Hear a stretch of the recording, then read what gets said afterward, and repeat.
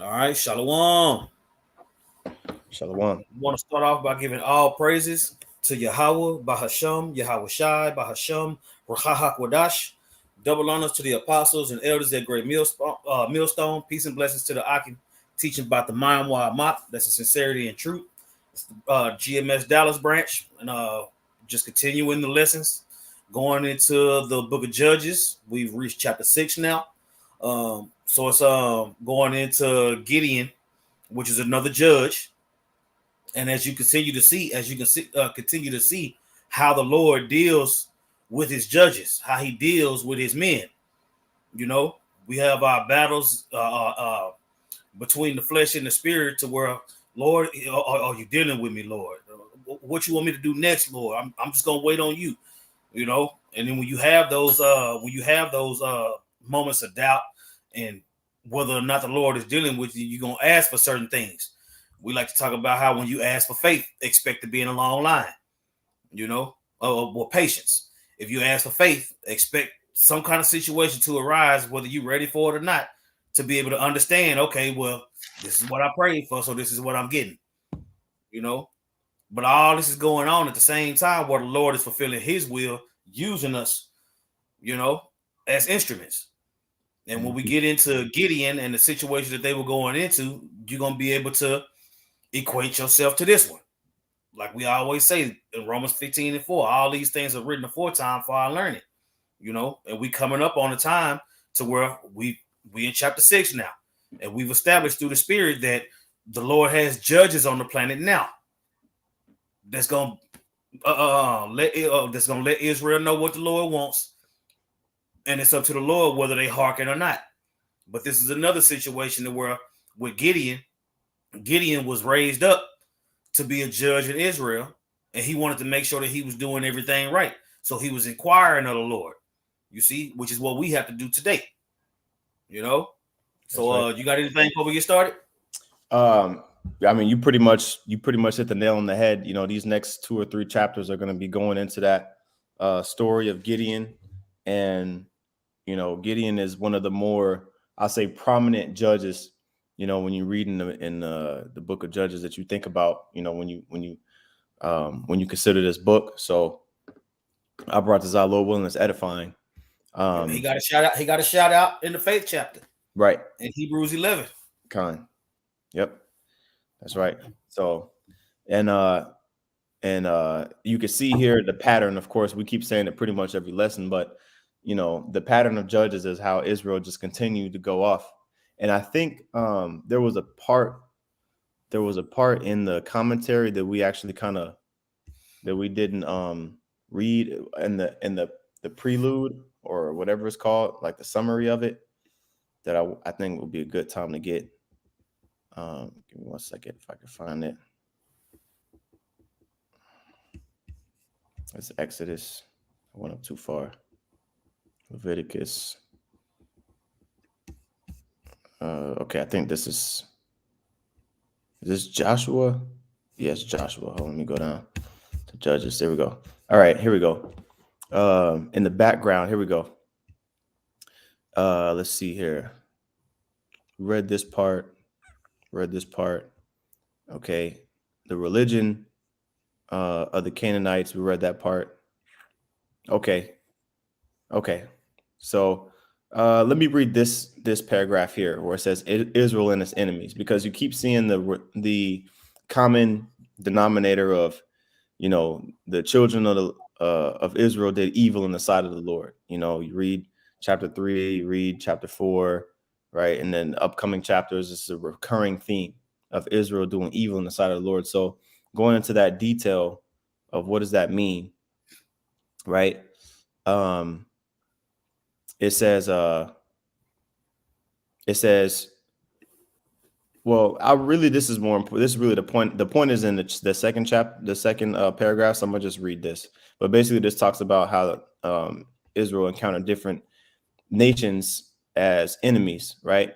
It says the main reason for this lack of unity was the people's departure from the Most High, right? Because it talks about how there was little unity in Israel, right? And we read in chapter 5 last week about the example of how when Sisera was oppressing Israel, there was a couple of tribes that didn't really come down, to help when who was that was helping Deborah? What's his name?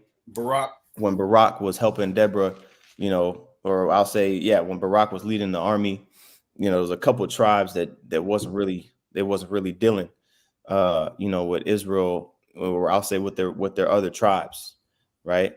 It says, and they looked after their own area without concern for the other tribes, right? So it says the main reason for this lack of unity was the people's departure from the Most High. You see, and so that's pretty much how Israel kept doing evil in the sight of the Lord, because we departed from the Lord. Okay. It says, if they made him the center of their national life, their loyalty to him would have bound them together. Right. And so now in these times, Yahweh Shai brings us together. You see, he's the one that combines, that's bringing back the northern and the southern kingdom back together in unity. Okay. Because ultimately his sheep are going to hear his voice. So I'll read one more sentence and then we'll go into verse 1. It says, their disunity was made worse by their failure to destroy the enemy among them. Canaanite strongholds in a number of key places kept the tribes apart. Right. So just in case you keep wondering, like, damn, how does Israel keep going back into captivity, after a period of peace? Well, that's how, right? There was certain. And the Lord originally instructed them to get rid of everybody, to get rid of everything, and they didn't. Mm-hmm. You fast forward to today, that's why the Lord said there will be none remaining of the house of Esau.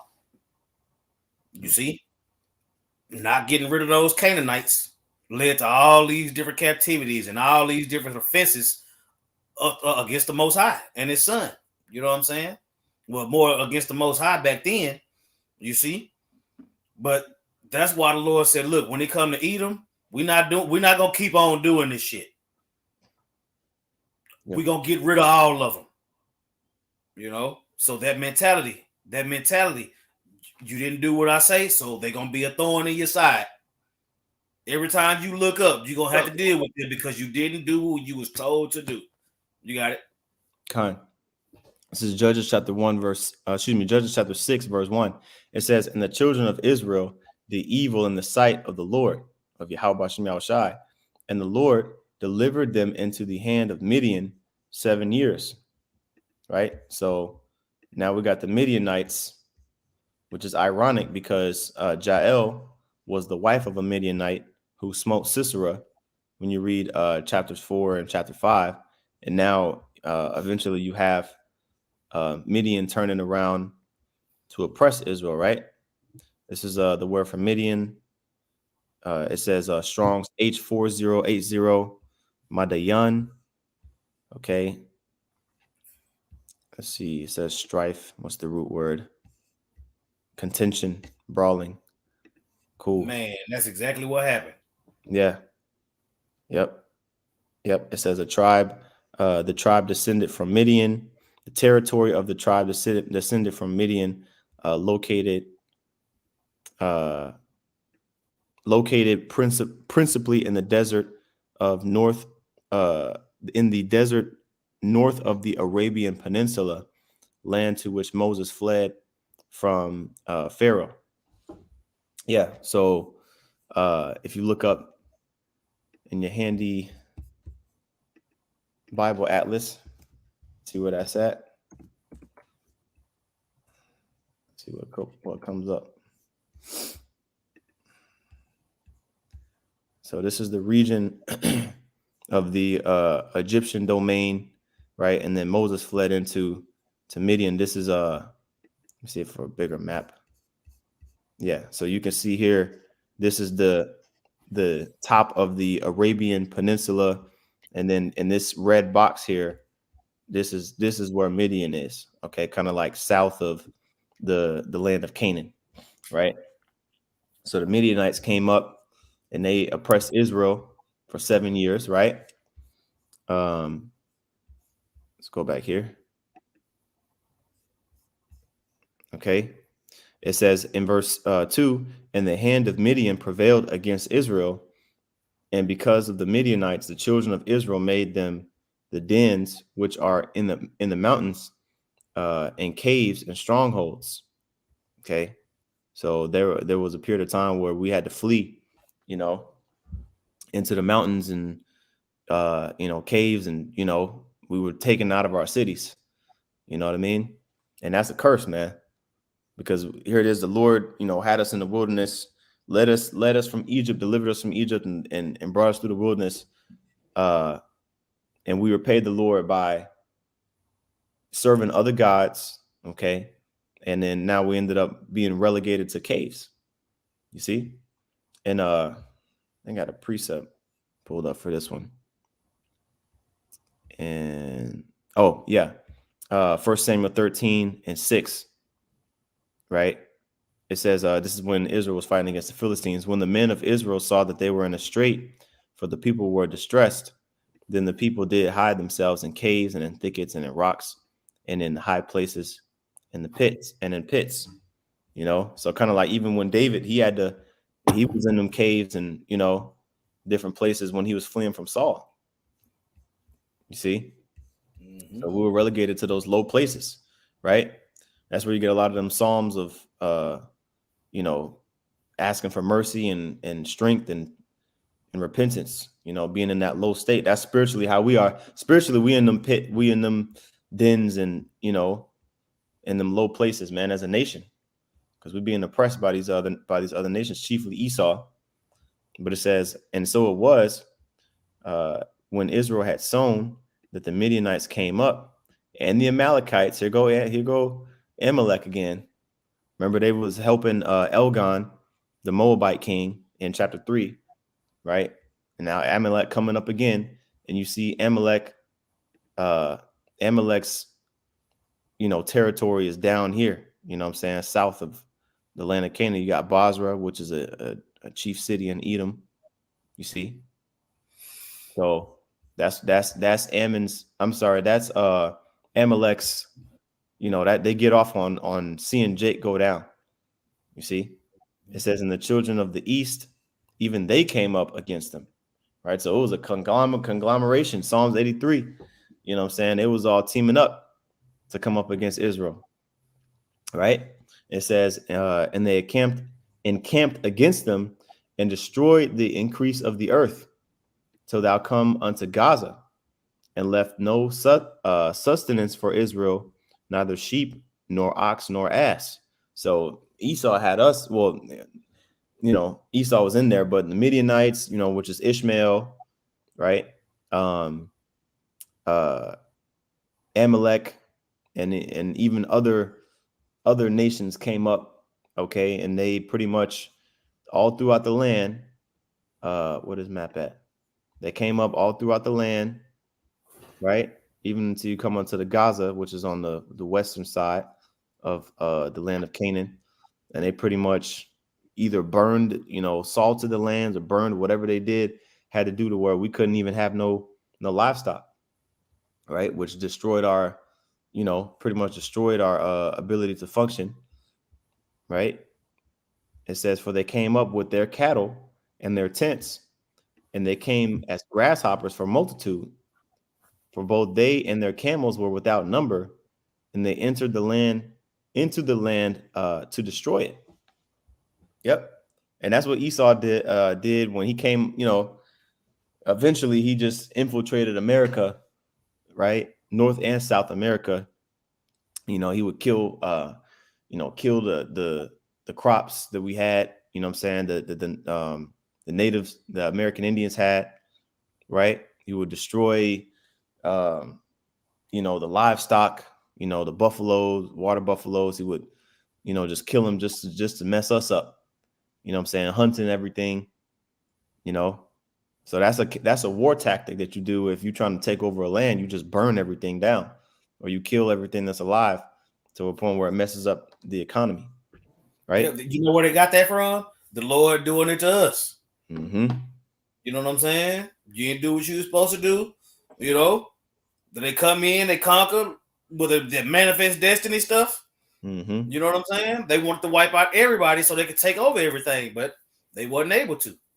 You know, the Lord didn't set it up for us to be completely destroyed. He set it up for them to be completely destroyed. So when He tell us, you see, because it always talk about a remnant when it come to Israel. You know what I'm Mm-hmm. saying?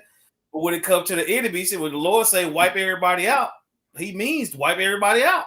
And if you don't, you get the Book of Judges. That's right. Yep. I'm gonna get this precept real quick Come. in Isaiah chapter 5. Okay. Isaiah chapter 5 and verse 5. All right. It says, "And now go to, I will tell you what I will do to my vineyard.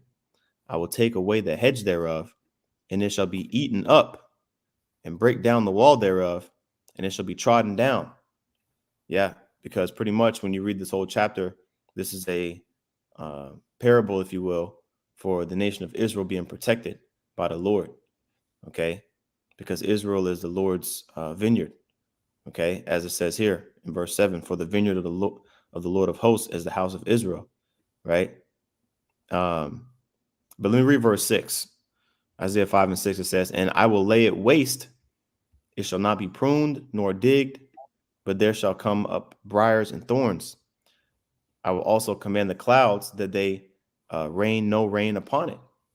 So the Lord ultimately has control over our environment through the weather, the elements, through men, through animals, to jack our situation up if we don't do what we're supposed to do.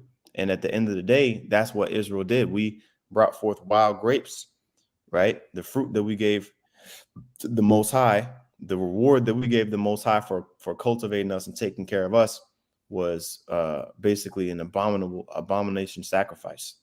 Okay. And that's what led to us getting jacked up. Okay. All right. And that's the reason why we're in captivity to this day. Right.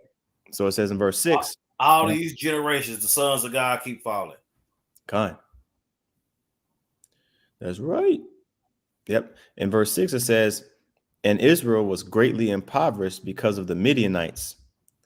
And the children of Israel cried unto the Lord." Oh, See? it's always when it's in dire straits. You can never just praise the Lord for delivering us. They always wait for the judge to die and then get right back to going off. You see? And it's only when they're getting that rod, put on them that they want to repent. That's why the Lord said He gotta change our bodies completely, man. You got it. Con. Let's see here. Okay, this is actually a good map on this Bible commentary, Bridgeway Bible commentary. Yeah, okay, it's a kind of pixelated, but you can still see, you know, uh the other nations that surrounded, right? The other nations that surrounded Israel. So the Lord allowed us to enter into the land of Canaan, right? But these other nations were looking and seeing how the Lord allowed Israel to go into the land, and they were chomping at the bits, waiting to go in, because prior to Israel coming up in there, okay, the Canaanites were holding it down. You can imagine, the Canaanites probably was, defending their territory from these other nations as well. So when they seen Israel come up in there, they're like, okay, we got some new occupiers in there. Let's see if we can go in there and take it out. You know what I'm saying? And they never stopped doing that. Okay. But you can see Midian down here, Arabia, and you got what? Edom, which Amalek is, a tribe of Esau. Okay. And they had their own area and they pretty much teamed up. Right. But let me get this commentary. It says, "Israel's return to sinful and idolatrous ways met its punishment in the raids of the Midianites. Okay. As usual, the Amalekites were pleased to join the attack." You see that? Even the commentators know, which most likely Esau, they know that Amalek hated Israel, and always was willing to go in and try to take whatever they could from Israel at any opportunity. right? So it Mm-hmm. says, They rubbing their hands together like Birdman when it comes to Israel. man, for real, Con. Oh. For real, yeah, they like, man, that, can't wait till they slip up. But that's song, but you know what? Let me get that scripture then. That's Jeremiah 50 all day. You know what I'm saying? Mm-hmm. That's Jeremiah 50 all day, man. Uh let's see where it's at here. Verse 6. Jeremiah 50:6 says, my people have been lost sheep. Their shepherds have caused them to go astray. They have turned them away on the mountains. They have gone from mountain to hill. They have forgotten their resting place. Right? So the key point in verse 7 is a good point too, but it says, my people have been lost sheep. Okay. Because we pretty much, as it says, mentions in the commentary, of course, it says in the scripture first and foremost, but in the commentary, it says Israel's return to sinful and idolatrous ways met its punishment in the raids of the Midianites, right? And so pretty much, where do we get these sinful and idolatrous ways from? Well, when you go to, I believe it's Deuteronomy chapter 7, it talks about how the Most High told us not to marry our daughters to the with the men of Canaan and vice versa, right? And our sons to their daughters, because why? Because they were going to cause them to follow the idols of those of Canaan, of the Canaanites. And that's exactly what happened. Right. So when you go back to the scripture, Jeremiah 50, it says, cause them to go astray, which the word for sin is chata'ah, which means to miss the mark. Okay. You know, so we know sin is transgression of the law, right? And the law is that mark. The law is the way that we're supposed to be focusing on obtaining. But if you go off, right, off the path of righteousness, if you aim somewhere else outside of that target, then you miss that mark. Okay. So that's ultimately what we've done, following after these other, Israel's shepherds are the heathen. You know what I mean? As a nation, pretty much we have, with this is to our own destruction, but we followed the other nations' ideologies, thinking that that's going to, get us some type of reward. I Right. got something for you. Con. This is Proverbs chapter 25, chapter 12, verse 26. It says, the righteous is more excellent than his neighbor, but the way of the wicked seduceth them.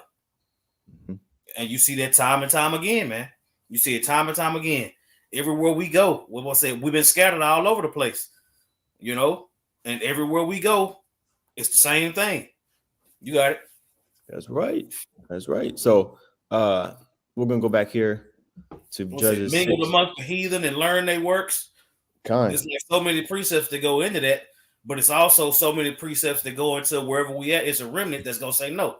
There's gonna be a judge that's gonna be raised up. It's gonna be a prophet or something. Right. You see, as pertaining to that remnant, they'll never get all of Israel. You got it. Right. Yep.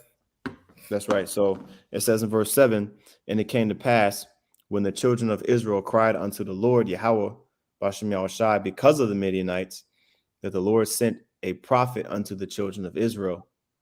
Right. So you see how it was a reaction, right, to us calling out to the Lord. I know there's a scripture, I think it's either in First Kings or Chronicles somewhere, it talks about how if we cry unto the Lord as a nation, pretty much, the Lord will deliver us. But Israel as a nation is not in unity. Okay. With, man, I can't think of what chapter. I think it's in Kings though. Yeah, we're talking about if we all face the east. Mm-hmm. Yeah, I just didn't feel. Didn't feel like it, but just for time's sake, somebody can post it on the comment board, Baba Kashaw. Yeah. You know what I'm saying? Because this is a kind of longer chapter, but yeah, you see, so the recurring theme is, okay, we call into the Lord, and then what happens? The Lord delivers us, right? So get that word sent. Okay. It should be shalach. Mm-hmm. Yep, that's it. Yeah. So when it comes to that word right there, what is that would be pretty much the Hebrew word for an apostle, because an apostle in the Greek, it means to be sent. You know what I'm saying? So if you want to go into the Hebrew and look for the word apostle, it's gonna send you back to that. Mm-hmm. You know what I'm saying? Elder Monaghan was he put it in the prayer one time, or his opening when he give double honors to our apostles. He used the word shalak. You know, for our apostles, it's shalak now, shalak nawah, depending on where you're from. Right. Is it Sibboleth or Shibboleth? We gotta know. Yeah, But right on. I just wanted to bring that out. Khan, that's beautiful. Yep. So it says shalach, right? It says send, to send away, right? To let go, to stretch out, to send off, to send out forth, to appoint. It says here, so on and so forth. You know. So yeah. So he appointed, all right, he sent forth a prophet unto the children of Israel, which said unto them, thus said, and it's beautiful because it don't really have a name for the prophet. You know what I'm saying? Right. It doesn't really have a name. It's just, it just says sent the prophet. So that's one of them prophets that just isn't even named, but is a prophet of the Lord, right? It says, thus said the Lord, Yahweh, the power of Israel, I brought you up from Egypt and brought you forth out of the house of bondage, and I delivered you out of the hand of the Egyptians and out of the hand of all that oppressed you, and drave them out from before you, and gave you their land. Mm-hmm.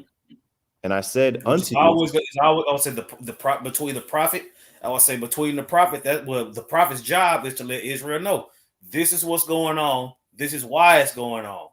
You see, they call on the Lord. Lord, please save us. Get us out of this. They send the prophet to tell them, look, this is why you're getting jacked up. But the Lord sent the prophet. The Lord set up the judge to let you know that he heard those prayers and that he's dealing. So when you go through all these different chapters of all Israel going off, even from the fall of the sons of God, you see, and then going into Egypt. Now we're in the time of Judges. All these times you had Israelites that was going off, but you also had Israelites that was sticking to the, you see, that was sticking to the script. yep. And every time Israel called on the Lord, because you see, the children of Israel is crying to the Lord again. They in unison. I would say that getting the ass whooping brings Israel together.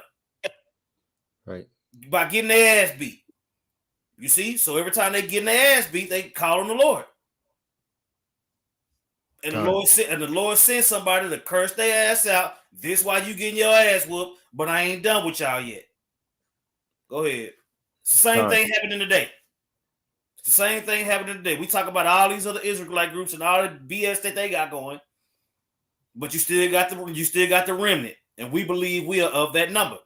We just got to endure to the end, because you can be of the elect today, but then when it hit the fan, who knows? So that's why that's why we continuously pray and fast and call on the Lord, because eventually the will is going to be fulfilled. We just want to be on the right side. So we are that judge in today's time, starting with the apostles and elders and bishops at Great Millstone on down to us. We are those judges. Like, no, man, no. Y'all gonna get all us killed. That's what they saying about us. Y'all gonna get all us killed. No. Y'all gonna get all us killed. No, you the one that's going out of pocket. Right. Yeah. Go ahead. Now that you get your ass beat, because all these Israelite groups that's selling everything that ain't nailed down, they gonna call on the Lord at the right time. Once they done once they done dug in the hole, once they done dug a hole and starting to bury themselves, they gonna realize, oh shit. You know? You got it. Right. This is Hosea 5:15. It says, I will go and return to my place till they acknowledge their offense. In their affliction, they will seek me early. And that's pretty much the I keep saying recurring theme, but that's like, that's how Israel works, man. Jake will take it to where they on their last breath. Even us, like, as individuals, sometimes, we wait to the last day to pay some shit, the last 30 seconds to pay it before it's late, or, whatever it is. You know what I'm saying? We'll suffer a little bit low. We'll hold out from going to the doc, go whatever it is, you know what I'm saying, until the last, procrastinate, until the last second. You know what I'm saying? When really you could have just nipped it in the bud earlier and you would have been way better off, you know? And so the Yeah, most high is like, when you needed $50, you didn't say nothing. Now you want to come to the congregation when you need 500. right. Oh yeah, I feel Salaki, man. $50 product that turned into 500. Right. Kind. You got it. Yeah. Right. So going back to this here in Judges 6 and verse 10 again, it says, "And I said unto you, I am Yahweh your power. Fear not the gods of the Amorites in whose land ye dwell, but ye have not obeyed my voice."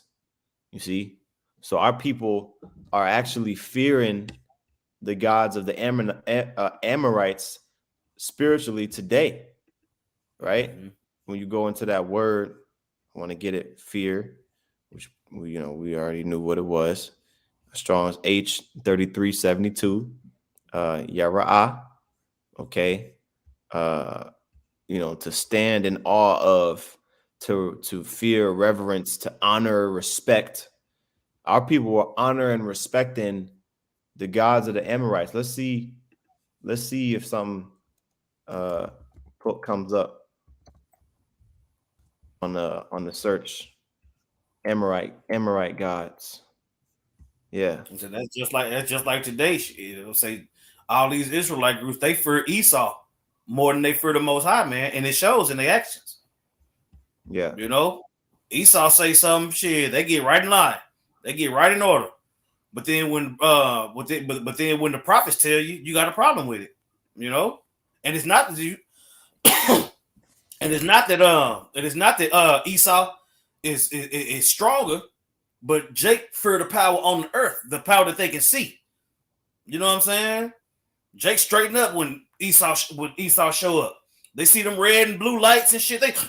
Jake ain't drunk no more. Sober up real quick. Get in line. But then when the prophet tell you something, it's all this back talking, pushback, and all this other shit. Right. So, all these different gods here, we on Wikipedia with it. You know what I'm saying? Dagon, which is identified with Enlil. This type of shit Jake had in they living room that was pissing the Most High off. They bound down to this, which y'all should put no other gods before me, man. Yeah. You know what I'm saying? So our people was worshiping that. And there's a bunch of other gods named here. You know what I'm saying? This god here, who's a cognate with Asherah, right? Another goddess. You see? So there's a bunch. All this weirdo shit. Yeah, there's a bunch of gods, and it's like you look at it and it's like, damn, our people was going off. But even today, they're still going into the same, in the spirit, they're going into the same worship, because what does it symbolize? The mother of all living, you know what I'm saying?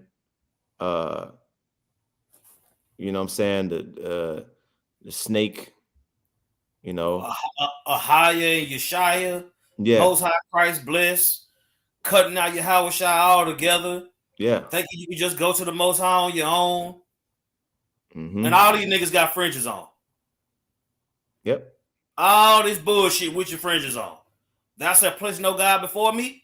You gonna do that with your fringes on? Head cover, fringes on, chest out. Whatever, man. Yeah. Whatever, man. It says here, people matched the Most High with Asherah, like as if they were husband and wife in ancient Israel and ancient Judah. See, the great mother, you see? So that's what I'm saying, man. Like these people, our people, that when you really go into it for real, you see why the Most High jacked us up. And that's what I'm saying. When we go through all these accounts, it say they called on the Lord when it got bad. Yeah. So they let you know they full of shit. Yep. You got all this bullshit on the chimney. All this.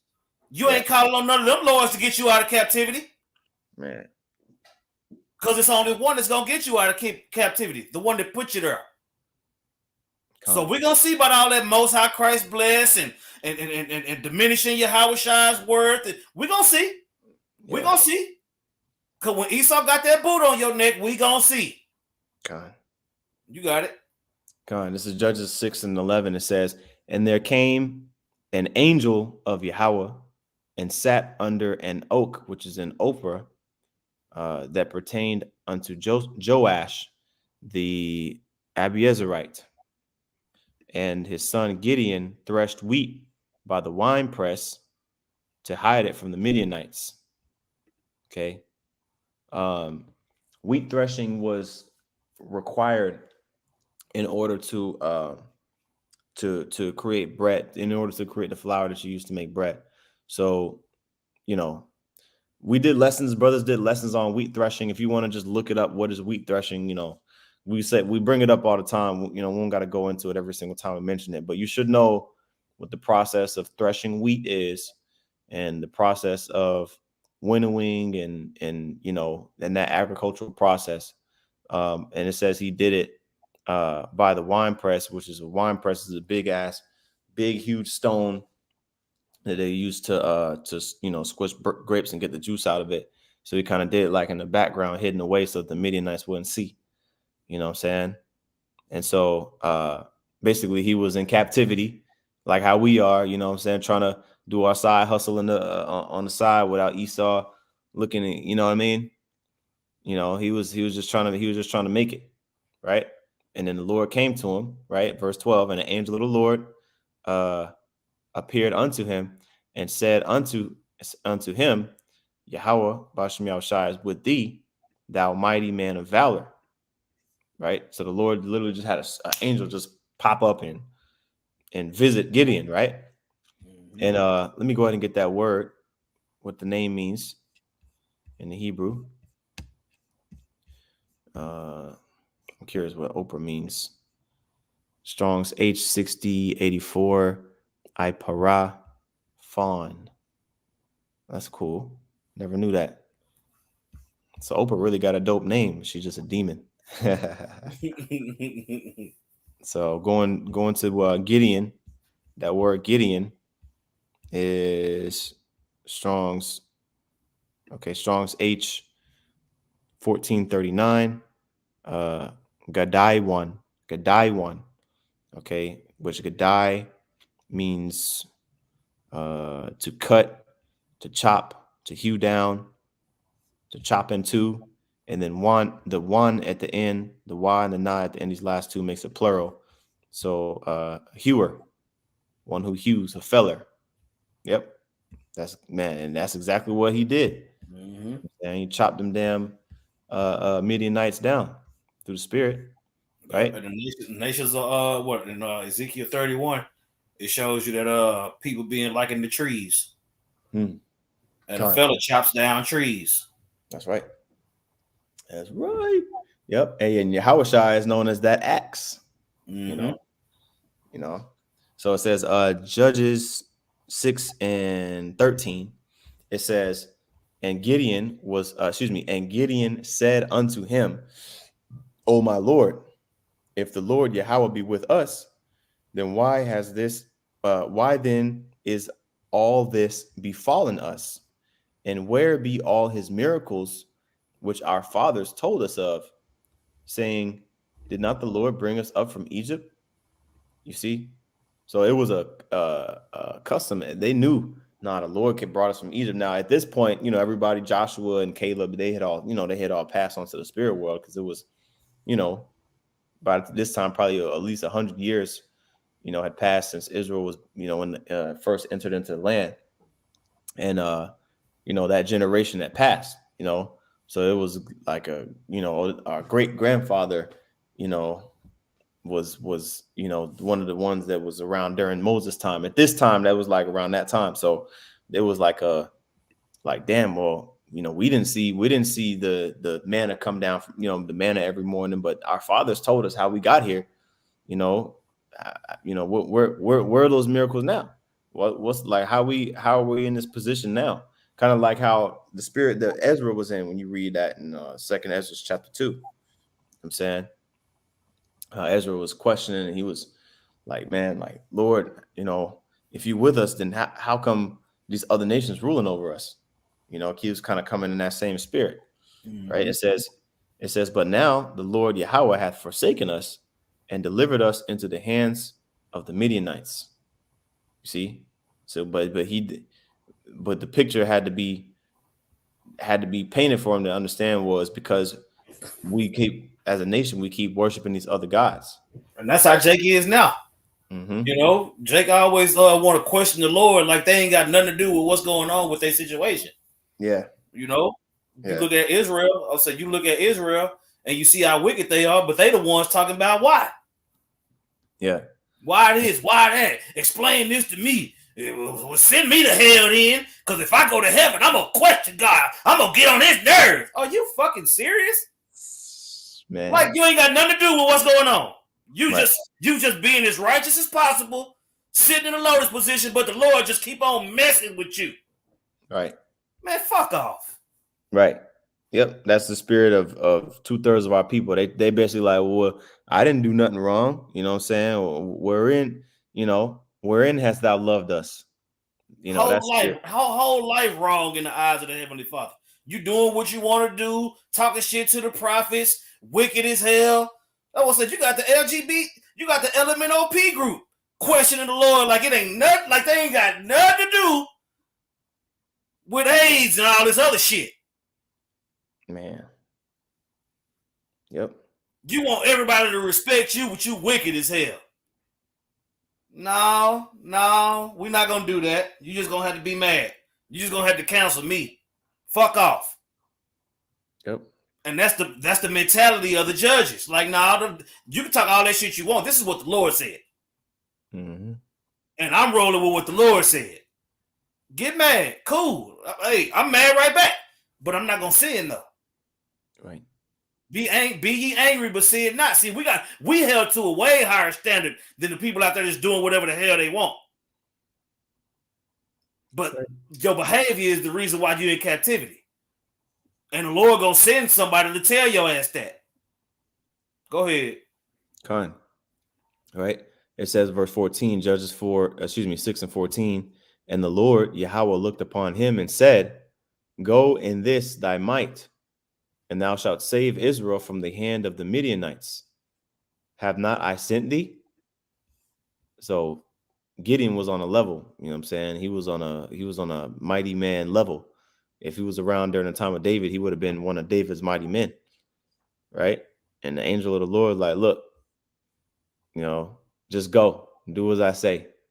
You know what I'm saying? You're gonna be one of them, the miracles that I worked.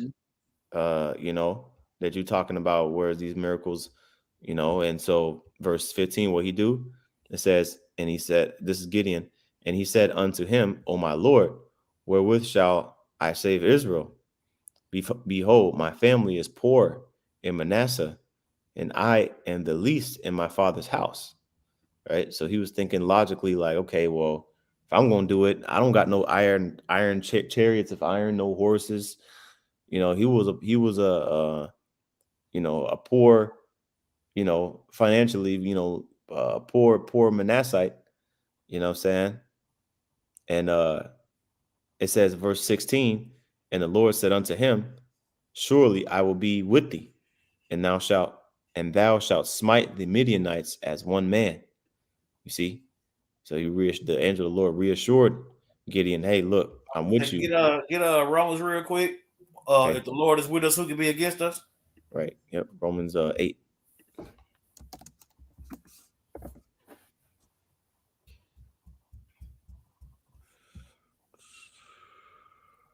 Let me see here. There's 31. Okay. All right. That's it. Yep. Romans 8 and 31. It says, what shall we say then to these things? If the Most High be for us, who can be against us? And that's what he was telling Gideon. I'm gonna use you to fulfill my will. I raised you up, so let's do this. And And then Gideon was like, okay, well, if I can so humbly ask, can you show me a few things to let me know that you're dealing with me? Mm-hmm. You know, and the Lord has showed us all plenty of things in everybody's walk. The Lord shows you things that continues to keep you convinced. Con. You got it. Yep. It says in verse 17, and he said unto him, if now I have found grace in thy sight. This is the conversation going on between Gideon and the angel of the Lord. This is Gideon's response. It says, if now I have found grace in thy sight, then show me a sign that thou talkest with me. You know? So he was like, okay. You know what I'm saying? It was more so of like Gideon making sure he wasn't tripping, like, okay, well, all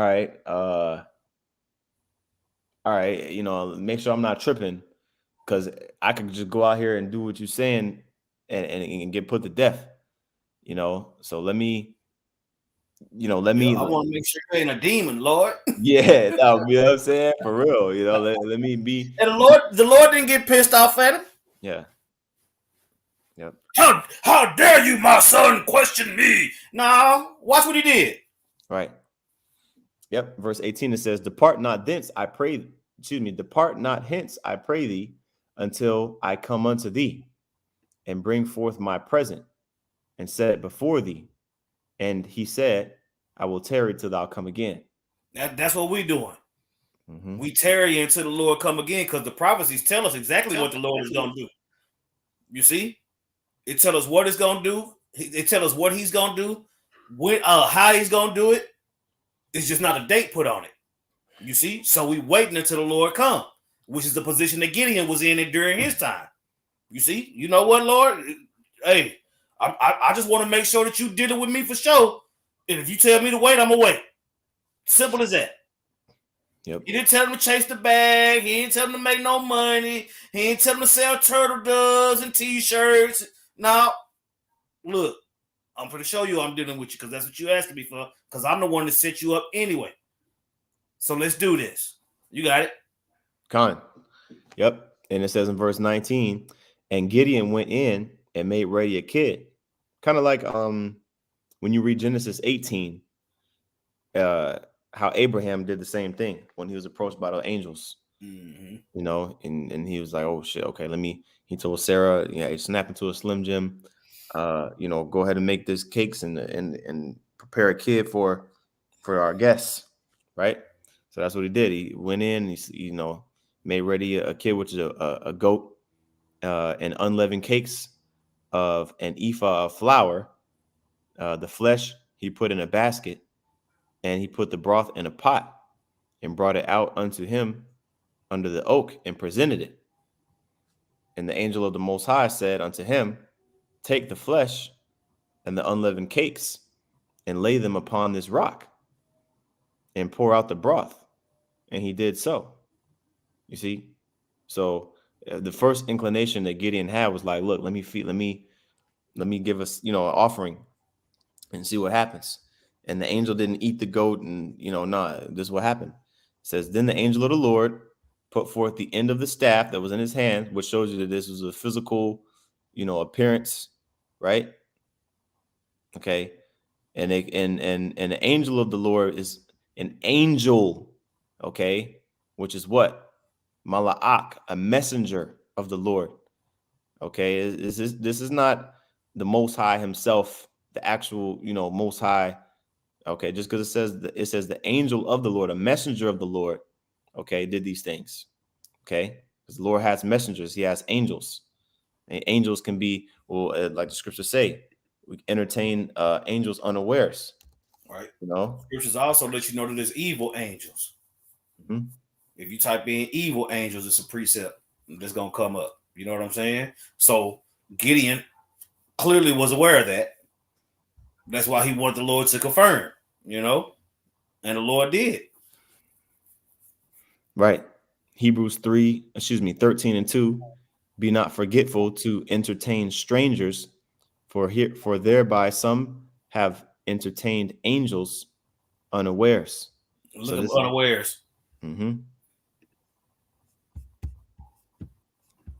Strong's G 2990. Lanathao. Lana. Oh, excuse me. Lanthano. It says You try to Hebrewize it. Lantano. It says to be hidden from one secretly or without knowing. You see, without knowing, you didn't know you was dealing with an angel, but it's possible. You know what I'm saying? We deal with them. We deal with them all the time. We've had several situations where we're like, man, that could have been an angel right there. Man. You know, you got it. Yep. But I mean, pretty much it became apparent to Gideon that this was the angel of the Lord after this And interaction. no, and notice how Gideon is following the instructions that's being given. Do it like this. Do it like that. Put it right here. Don't put. You know what I'm saying? Following instructions. Obedience is better than sacrifice. You see, he put forth the sacrifice, but he obeyed the instructions on the sacrifice, so the sacrifice could be good. That's right. You got it. It says, verse 21. Then the angel of the Lord put forth the end of the staff that was in his hand, and touched the flesh of the unleavened cakes, and there rose up fire out of the rock, and consumed the flesh and the unleavened cakes. Then the angel of the Lord departed out of his sight. Man, Cold. can you imagine that? Can you imagine that? He said, he said, okay, you want me to show you that I'm dealing with you? Okay, here we go. Man, follow these instructions and watch me work. That's what I'm saying. That's what it is with the Heavenly Father, man. You see, he sent the angel to prove what Gideon was asking for. You know, show me you dealing with me, Lord. The Lord was like, "Come, I got you. Yeah, I got you. That's easy work." You know, and then once the Lord shows you, you willing to do more and more. You get addicted to serving the Lord. You know what I'm saying? Now we in this flesh, so it's a constant battle. But that's what I'm saying. When you see the Lord come through, it's like, you know what I'm saying? It's like this spiritual charge that it ain't nothing else like it. You just want to continue to have that. You got it. Gone. And it said the angel of the Lord just departed out of his sight. He just walked off. Man. That's what Esau, like, in certain movie scenes, that's what Esau, man, ain't nothing new under the sun. I'll just say it like that. Because that's a cold ass scene when you think about it.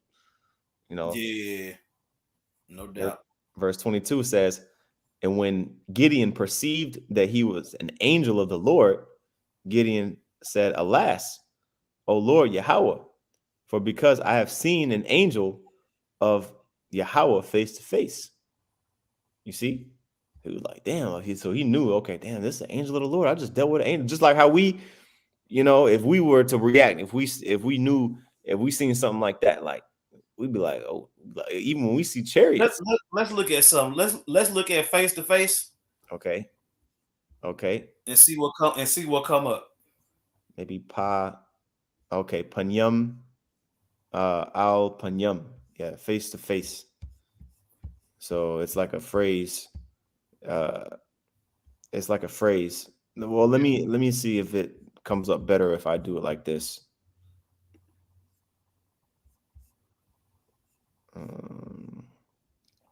Panyum al Panyum. So let's get that word. Face. Strong's H6440. Panyum, which is really face, and then the yum, because pa is face, or yeah, pa is face, and then panyum is faces, like basically plural. But like face, face in front of, what I'm saying, in the presence of, right? And then al is a what's that word? Article, okay, or a preposition, right? Meaning unto or towards, or to, just simply to, right? So face to face, you know what I'm saying? Like in person, you know what I'm saying? Up close and personal, right?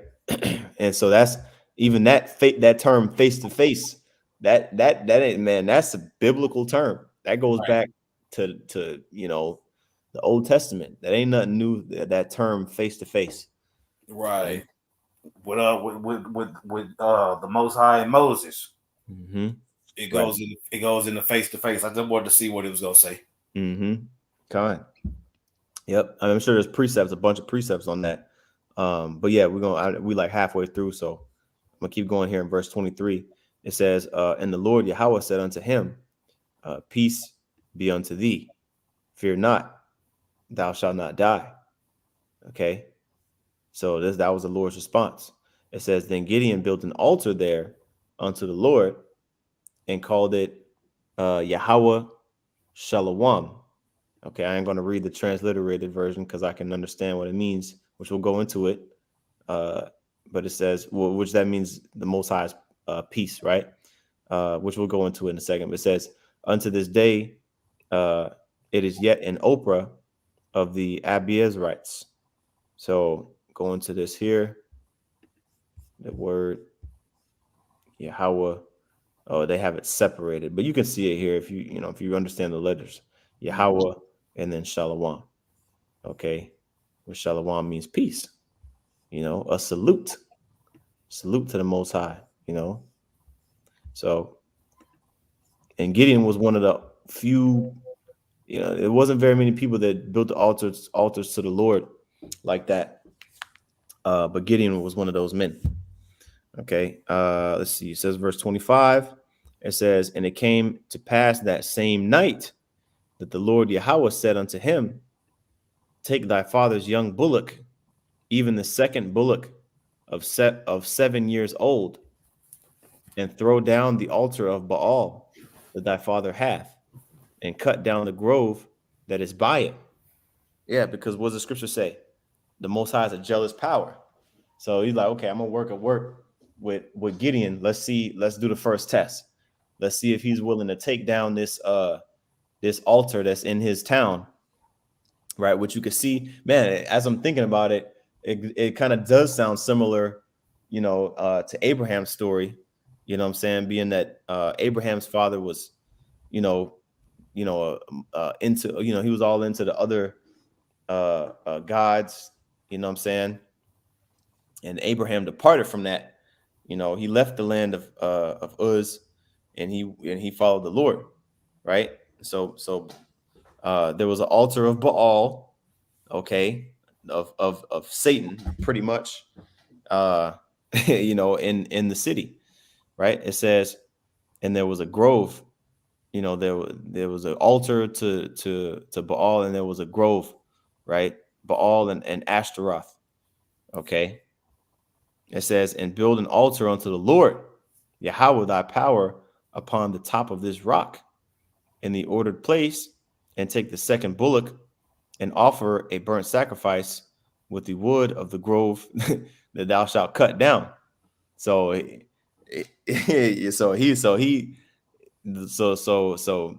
was Gideon was appointed to basically just completely disrespect, the gods that Jake was following at that time.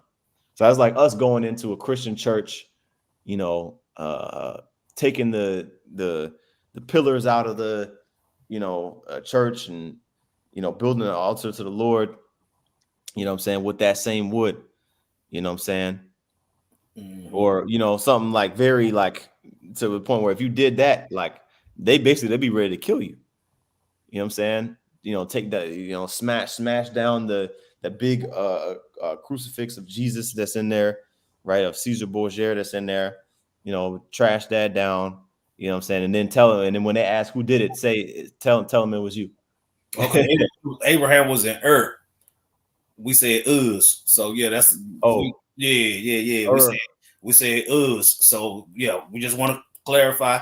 It was Ur of the Chaldees. Job was in Uz. Ur of the Chaldees, the water. Yeah. The water. So it says, Judges 6:27, it says, then Gideon took men of his servants and did as the Lord had said unto him. And so it was, because he feared his father's household and the men of the city, that he could not do it by day, that he did it by night. You see, again, because if he did it by day, that it would have been obvious. Everybody would have seen him, and he wouldn't have been able to complete the job, right? So he did it at nighttime. And it says in verse 28, and when the men of the city arose early in the morning, behold, the altar of Baal was cast down. Okay, and again, this was pretty much like a center. Matter of fact, let's get a little bit of the commentary on it. Okay. It says here in the commentary, Gideon began his reformation of Israel in his hometown. He smashed the altar of Baal along with its sacred wooden pillar and built a new altar on which he offered holy sacrifices to Israel's power, Yahweh, the one true God. That's what we doing in the spirit, man. You see, Man. coming up in your own respective city, whether you was born there or whether you live there now, and then turn down the strongholds within that city. All the idols that's being worshipped in the city. We doing the same exact thing now. Out on the highways and byways, putting up the sacrifices. You got it. Yep. 2 Corinthians 10:5. It says, casting down imaginations and every high thing that exalteth itself against the knowledge of the Most High, and bringing into captivity every thought to the obedience of Hamashiach. That's what we're doing. That's what we've been assigned to do, right? The weapons of our warfare is set up to pull down the strongholds of this wicked world. Okay, and so that's the scripture that came to mind when I'm reading this here, right? It says back in Judges 6:28, it says the altar of Baal was cast down, and the grove was cut down. And the grove was cut down that was by it, and the second bullock was offered upon the altar that was built. Right, so there was a lot that was done, and everybody's like, "Yo, what's going on?" Like, no warning of this, was sent out. It was just like, a big deal, okay? Because it was, that grove and that altar to Baal was probably like a center deal in that town that they were in, right? Mm-hmm. It says in verse 20, they always put idols in the middle of the city where they can be worshipped. Mm-hmm. They got it in their head that everybody's gonna come worship this particular idol. So it was big. Especially for the Lord to want to take it down, it had to be out there. You know what I'm saying? That's putting right. 2 and 2 together. Oh, the Lord, like, oh, this is what y'all worship? Gideon, go tear that shit down. And tell him I said it. Yeah. Go ahead. Yeah. And then also too, an ox was like very expensive. So like, damn, like, and so it was like a big deal. If you slay an ox, that's like you do that like once every. Well, think about how long it takes for an ox for an ox to grow, or a bullock to grow full size. Mm-hmm. You know what I'm saying? So it took a while, right? Bull, excuse me, not specifically ox, but bull, which is a male cow, right?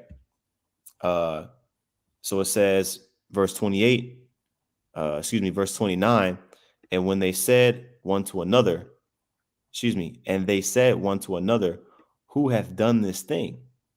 And when they inquired and asked, they said, Gideon, the son of Joash, hath done this thing. You see, so it was found out, that Gideon was the one that did it. And the men of the city said unto Joash, bring out thy son, that he may die. See, so they was ready to put him to death. That's what I'm saying. So for following with the Lord's instructions, he was under the threat of imminent death. Man, go ahead. Persecuted for righteousness' sake. Mm-hmm. It says, because he hath cast down the altar of Baal, and because he hath cut down the grove that was by it. You see? So that's how serious these people are going to be, man. When, shit starts hitting the fan for them. Okay. And they're going to point the finger at us and say, well, these were the ones that was chanting down Babylon. These are the ones that was saying that America was going to be destroyed and this and that. Now that it's happening, now we're going to point the finger at these guys. Mm-hmm. And so, nothing new under the sun, man. Judges 6:31, it says, and Joash said unto all that stood against him, Will you plead for Baal? Will you save him? That he that will plead for him, let him be put to death whilst it is yet morning. If he be a god, let him plead for himself, because one hath cast down his altar. You see? Man, man. So y'all So, gonna get, I'm saying, so y'all willing to die? Y'all willing to die for an idol? Pretty much? Because if mm-hmm. Baal was all y'all say he would, he'll still be standing up there.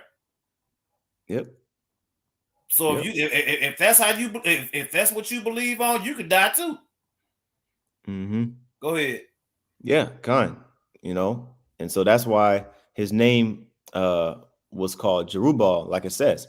Uh, Therefore, on that day that he called him Jerubbaal, saying, "Let Baal plead against him, because he had thrown down his altar." Meaning, since Gideon tore down the altar of Baal, the point was like, okay, well, shit, if Baal is a real god anyway, then let Baal smite him down. Let Baal jack him up. Because that's, like you said, Zaquan, that's who they were worshiping. So when you go into that, and anytime you see Jerubbaal name come up, just know that that's basically like a nickname for Gideon, right? Strong's H3378, Yara Baal. Okay. Yarab meaning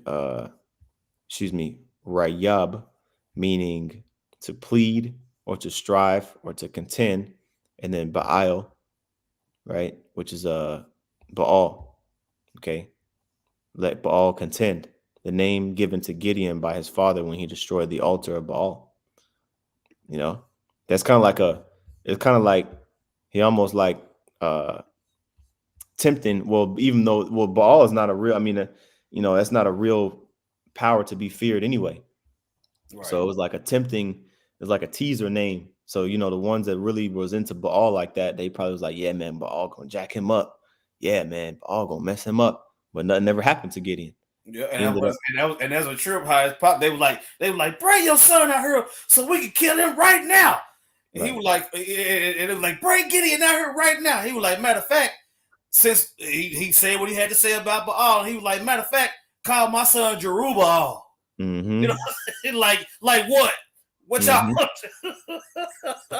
Kind. Yeah, like get the fuck out of here, man. Go Kind. ahead. Yep.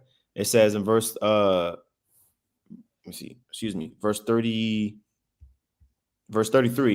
then all the Midianites and the Amalekites and the children of the east were gathered together. It went over and pitched in the valley of Jezreel. But the spirit of Yahweh, Bashem Yahushai, came upon Gideon, and he blew a trumpet, and Abiezer was gathered after him. Okay. All right, now get that word for spirit real quick. Okay. Racha. Right? It's gonna talk about that. It's gonna talk about that warlike energy.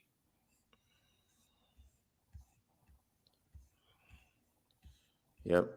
Okay. So you got a bunch of wind. Let me see. It's probably down here more.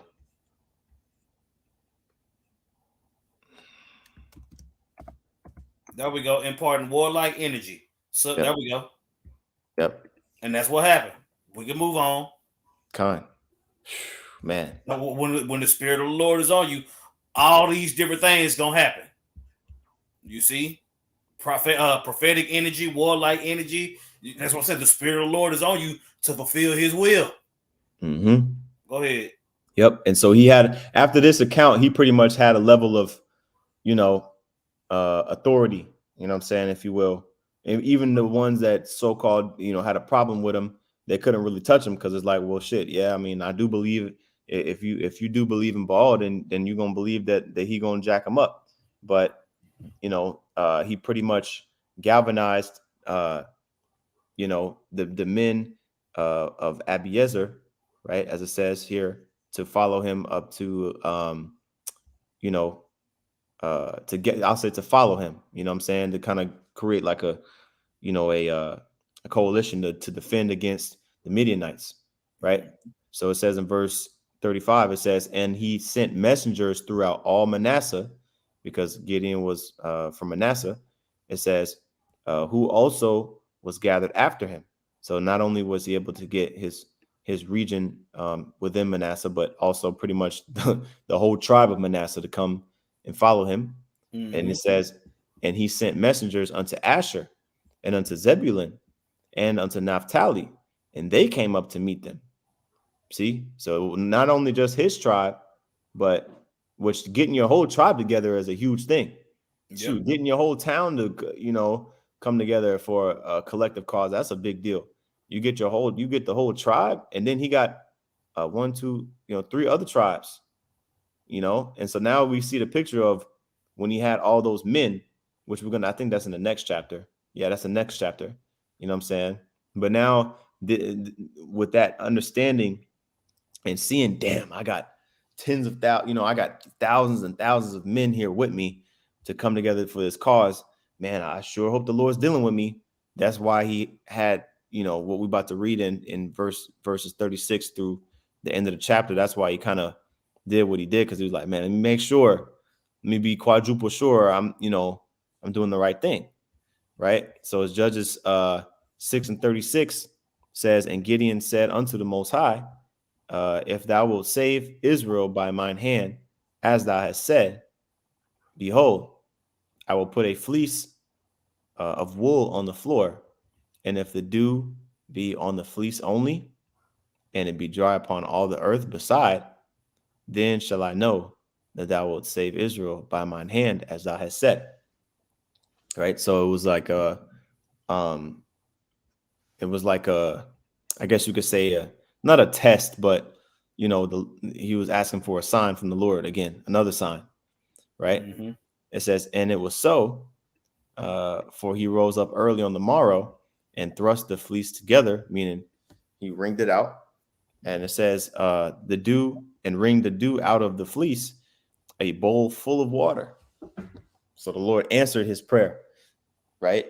And let that water be soaked up into that fleece of wool. And then Gideon said in verse 39, and Gideon said unto the Most High, let not thine anger be hot against me, and I will speak yet but this once. Also, and you notice the more that the more that the Lord proved him, the more his faith got built up. You know what I'm saying? But that's what the Lord wants. You see? Look, if all you want me to do is wet up a piece of fleece, then that, you know what I'm saying? I'm telling you that you're gonna conquer the Midianites. So if all you want is me to just wet up a piece of fleece, then okay. But that's what I'm saying. It's like we was talking about earlier. You get addicted to the power of the Lord. Kind. You see, and you want to see it more and more. So when he run that bowl out, he was like, ooh, you know what I'm saying? But then he's still being humble, like, Lord, please don't be mad at me. But that's what I'm saying. You keep on showing me all this stuff. I just want to see more. Go ahead. Kind. That's how we are with these lessons, learning about our forefathers and going into these accounts. You see, when we're reading, that's what I'm saying. We don't went into Gideon several times. Right. Go ahead. Yeah. Kind. And even when Abraham was talking with the angels, he was kind of going back and forth with him about certain things. So at times the Lord will have, because you could think like, dang, like, was Gideon tempting the Lord? No, he wanted to make sure, you know what I'm saying? He would just, because he was being humble with it. That's why it says, let not thine anger be hot against me. Because he's like, I know I'm making requests and I know it's out of my, above my pay grade. You know what I'm saying? So I'm going to just ask this one more thing, right? And I will speak but this once.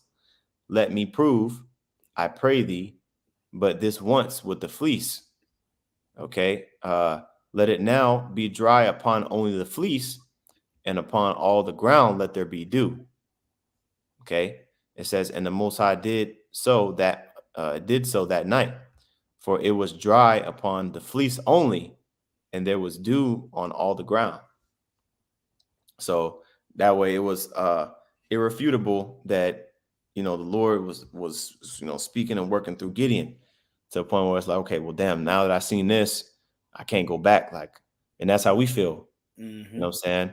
What is that in matter of fact, what is that in, I think is that John, John chapter 1 or the first John. I think it's, let's see.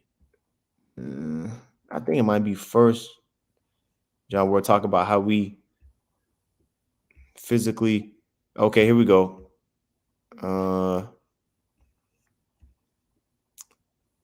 Know what? Hold on. I think it might be First John, where it talks about how um, pretty much we had physical interaction, and we believe through that interaction with the Hawashai. Let's see. Is it First John? Yeah, that's it. This is what I was looking for. First John chapter 1 and verse 1. It says, that which was from the beginning, and we know this is talking about Yahushai, right? That which was from the beginning, which we have heard, which we have seen with our eyes, which is the point, right? Which is pretty much proof. Okay, when you see with your eyes, you have no, you know, you when you see a sign with your eyes, your faith gets built up, right? It says, which we have looked upon and our hands have handled the word of life, right? And again, it goes on to talk about Yahushai and how he is the word and everything like that. But the point I wanted to make is when you experience certain things, certain proofs, certain miraculous acts, I and was you gonna see say those look up things, the word miracles. You can right? finish your points, Lucky, but yeah, look up the word miracles. Mm-hmm. When you see those things happen, you become, nobody can't tell you otherwise, right? So I don't know if it's in this chapter.